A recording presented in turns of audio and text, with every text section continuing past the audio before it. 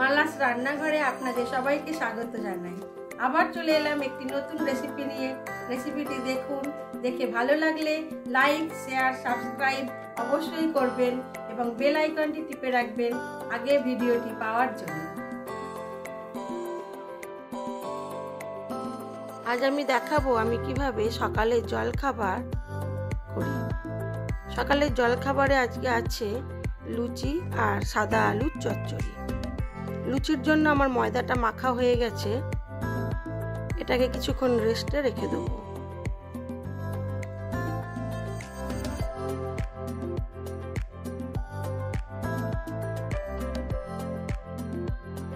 এদিকে সাদা আলুর চচ্চড়িটাও হয়ে গেছে, এবার এটাকে নিভিয়ে দেবো।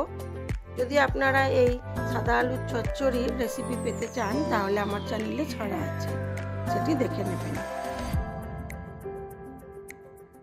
এইবারে লুচি তৈরি করার জন্য প্রথমে ময়দা থেকে ছোট ছোট টুকরো বের করে যেভাবে লেচি তৈরি হয় সেইভাবে ছোট ছোট লুচির জন্য লেচি কেটে নেব।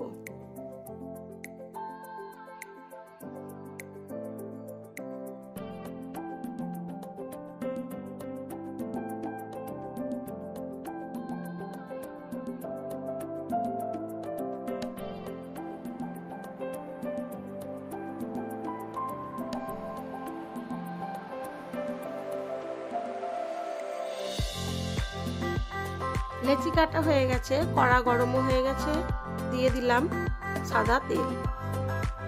তেলটাকে ভালো মতো গরম হতে দিতে হবে।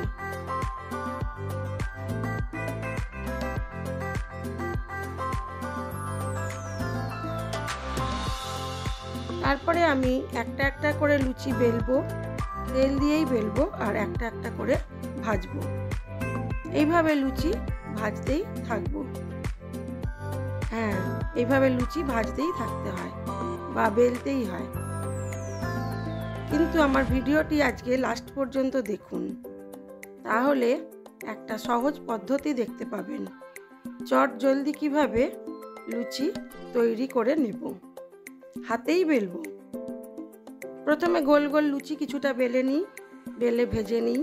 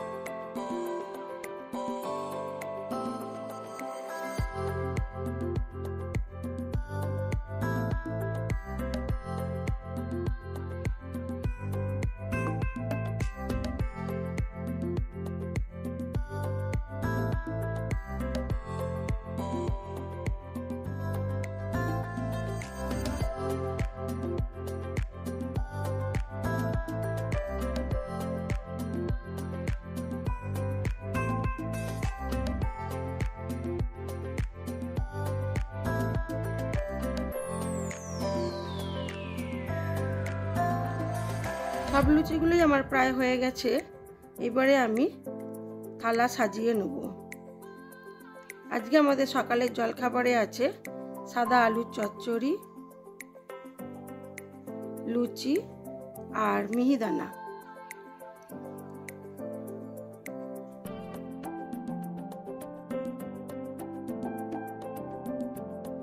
চলুন এবারে প্লেটটা সাজিয়ে দিই।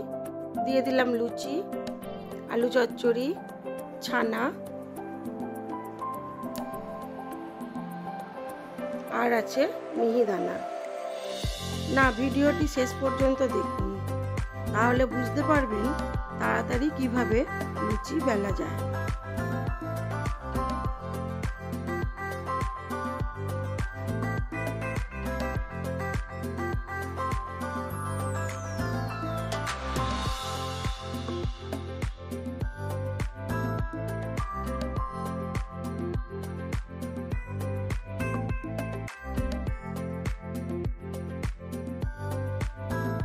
পরিবারে অনেকজন লোক, বেশ কিছু লোককে তো দেওয়া হলো থালা সাজিয়ে। এইবারে চটজলদি কিছু লুচি ভাজার পদ্ধতি দেখাই। প্রথমে একটা বড় রুটি যেভাবে করি আমরা সেই রকম লেচি কেটে একটা বেলে নেব। তারপরে এটাকে ছোট ছোট করে পিস করে নেব। দিয়ে এইবারে গরম তেলের মধ্যে ছেড়ে দেব। একসাথে 5টা 6টা লুচি বেলাও যাবে এবং ভাজাও যাবে। কেমন লাগলো আমার এই পদ্ধতি? তাড়াহুড়োর সময় কাজে আসবে।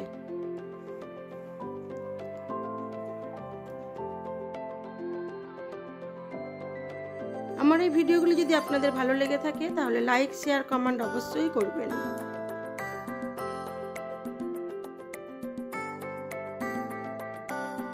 নতুন বন্ধু হয়ে থাকলে একটা সাবস্ক্রাইব করে দেবেন।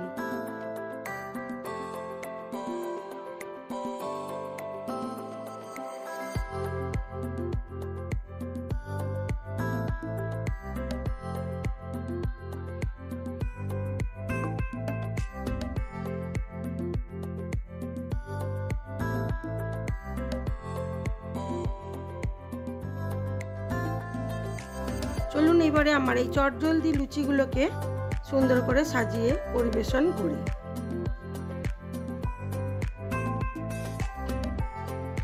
এই পর্যন্তই। সবাই ভালো থাকবেন, সুস্থ থাকবেন, নিজেদের খেয়াল রাখবেন।